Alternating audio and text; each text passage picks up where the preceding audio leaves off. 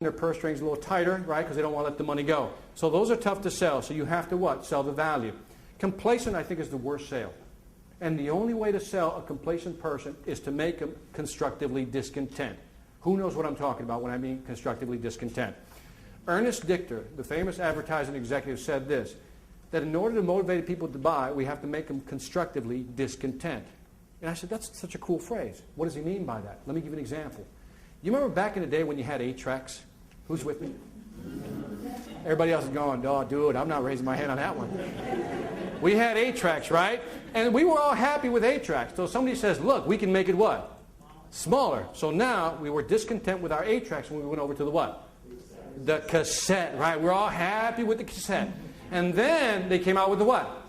The CD. Now, the problem with the CD was that we weren't ready to make that investment. Cassette, CD, who cares? They're almost the same size, so to speak, right? But then the marketing executives went to work on your brain. And this is what they said. They introduced a new word to you, high fidelity. And you didn't know what that was. So they went ahead and defined it for you. They said, you know what high fidelity is? Go back and listen to your tape. Do you hear that sound? You won't hear that on the CD. Now, you never heard that hiss until somebody what? Pointed it out. Now you're like, man, I don't like that hiss. It's bothering me.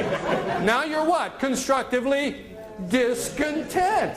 It's amazing because what they do is what? Make you unhappy with what you have. So you as salespeople have to figure out a way that when somebody's in the complacent mode, you have to make them what? Constructively discontent.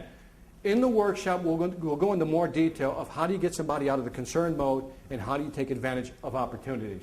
Now, how do people make decisions? This is an interesting thing. Let's walk through the basics. You don't have to write this down. People do research. Then we establish what are known as differentiators. Think of anything you're thinking of buying right now. You're going to do some research and you're going to establish differentiators. What are differentiators? These are the different things that highlight whether one product is better than what? The other. Then you're going to what? Prioritize those differentiators. What's more important, what's not. I'll give you an example in just a bit. Then you're going to what? Compare alternatives. Then you're going to what? Make a decision. Straightforward so far? Let me give you an example. If I'm going to buy a laptop, write down 5 differentiators. You're going to go look